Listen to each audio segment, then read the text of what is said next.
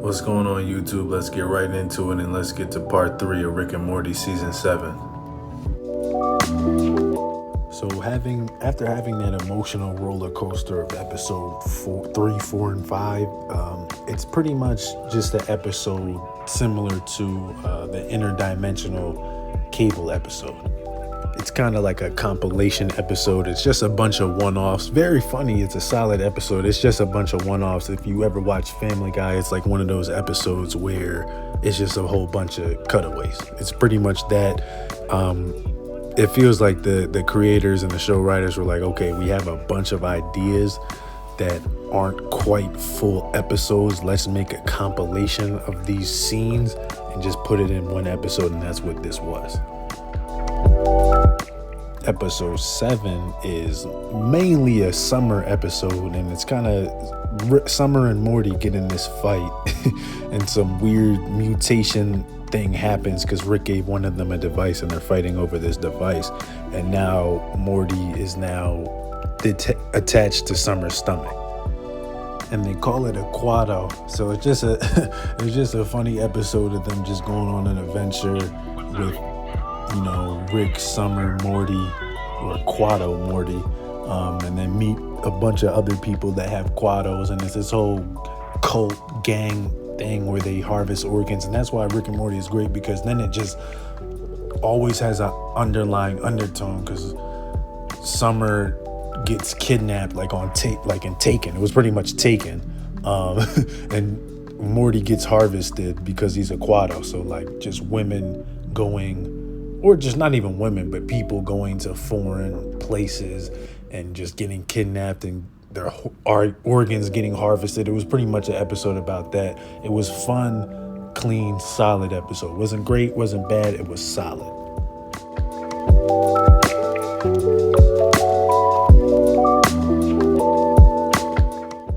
The next episode, episode 8, picks up right after the Get Swifty episode with Water T. So it basically goes into Water T and his whole people, and versus the new Americans. It's basically Transformers, what I'm saying, Autobots versus Decepticons. It's a solid episode. It's an episode about that, episode about math, episode about not discriminating against each other just because off of looks or whatever. Solid episode, nothing wrong with it. Good, solid Rick and Morty adventure. Rick's really not in it, actually. It's really Morty, his math teacher, I'm forgetting his name off the top of my head, and Water T, which is also Ice-T, the rapper. And I'm not zooming through these episodes. Like, obviously the first half was a lot. It was like 30, 40 minutes. This half isn't going to be as long because it's not as dense. But because there's not really a huge, crazy, deeper meaning to these episodes. They're just solid one-off episodes, what we think, because it's Rick and Morty. So you never know when it'll tie back in, but not too crazy. Solid, good, solid episodes, nothing crazy. Now, episode 9 is where things pick up again a lot. So basically, I don't want to compare it because they're not the same two shows whatsoever, but it's similar to Black Mirror. It kind of goes into consciousness, and the next 2 episodes will go into consciousness and like what is God. So episode 9 specifically is just like Rick gets himself killed by Bigfoot. After he gets himself killed by Bigfoot, he basically he theorized that there was an afterlife. After he gets killed by Bigfoot, now it becomes factual. Okay, now I know there's an afterlife. So he goes to Valhalla, and basically it's this concept of what would a god look like to a regular human being. So when Rick goes to Valhalla, his technology is so far advanced in front of theirs. It's like they bow down to him like God. At first they revolted against him, but after they kept dying and getting killed, because it's Valhalla, it's already heaven. So once they die, they just keep respawning in the same place after they die. So Rick kills them hundreds of times over and over and over again. And they eventually just bend the knee like, okay, this is God. This is our God. Rick then uses that and tries to fight the Pope. Basically, it was the whole Rick said it before, I am God, I am God. He says that all the time. So now this is the episode of Rick trying to prove that he is God. He fights the Pope. many of times, loses many of times, but he keeps respawning in Valhalla, eventually kills the Pope, and now he's like, yeah, I'm God now. So it was just a super funny, solid episode, kind of goes into religion and stuff like that, but yes, Rick is God in this show. Now, episode 10, this is where it gets deep again. So basically, Rick and Morty go to a Denny's. I don't know why Denny's caught a stray, but they just caught a stray. And apparently there's this, similar to an amusement park ride. It's supposed to be similar to like a haunted house. You just jump in this hole and then you have to conquer your biggest fear. And you can't get out the hole until you conquer your biggest fear. So right when they jump in it, they just jump right back out. Like, oh shit. So it kind of goes into that like Inception, what is reality bag, and then so they just go home and then boom. Diane, Rick's wife just falls right through the ceiling. Boom. Now it's a Rick and Morty episode with Rick, Morty, and Diane. So basically you see a whole episode of what this show would be like if Diane was in it. Great concept, great execution, great episode. Let me just start right there.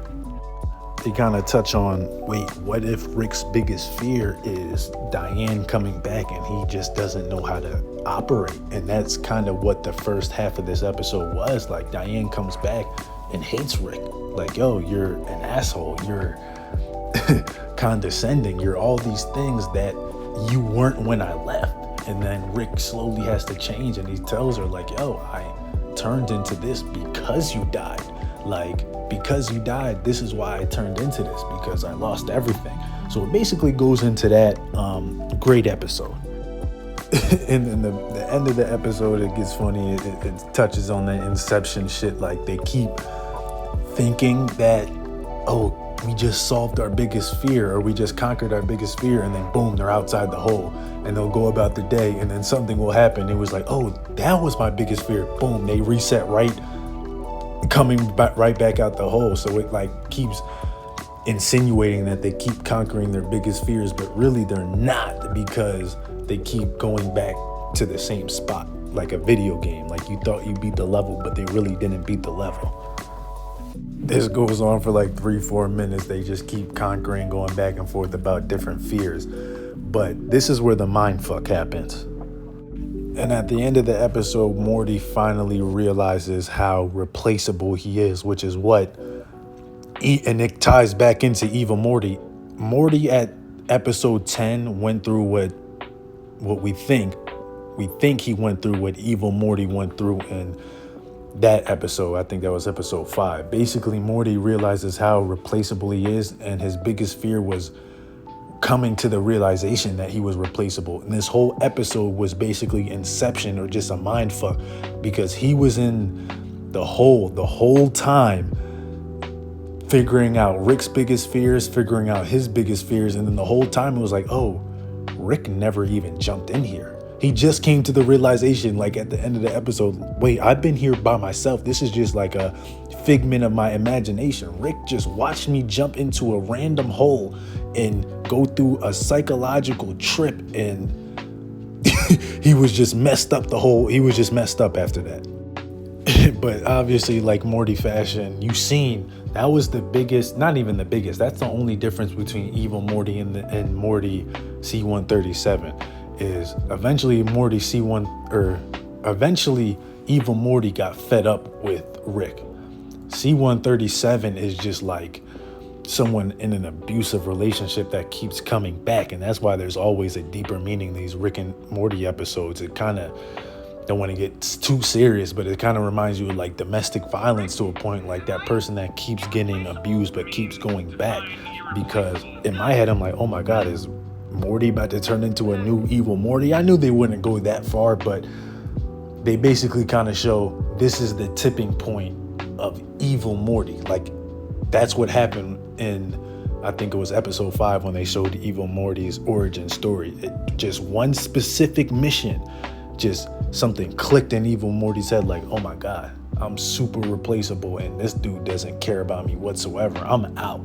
And right when you think Morty's about to do that, he just hugs Rick and he's like, all right, I'm back. like someone who's been abused their whole life. They've been abused for so long they don't know what not being abused even feels like. And just like that, it ends right there, and they give like a Mr. Poopy Butthole end scene. But outside of that, man, this was by far, to me, the best season, top to bottom. Like, obviously, you had classic episodes, the Citadel, the Pickle Rick, the origin story, all those episodes, classic. I'm not taking away anything. Like, Roiland did his thing, and that was unfortunate the way things ended with him. The voices aren't quite there to me yet, but the writing, to me, this season specifically just took a huge leap forward, like, without a doubt. And then episode 5 was just the icing on the cake. Like, we already know it's a multiverse and infinite realities, infinite universes. We get that. That's why Rick and Morty is a great show.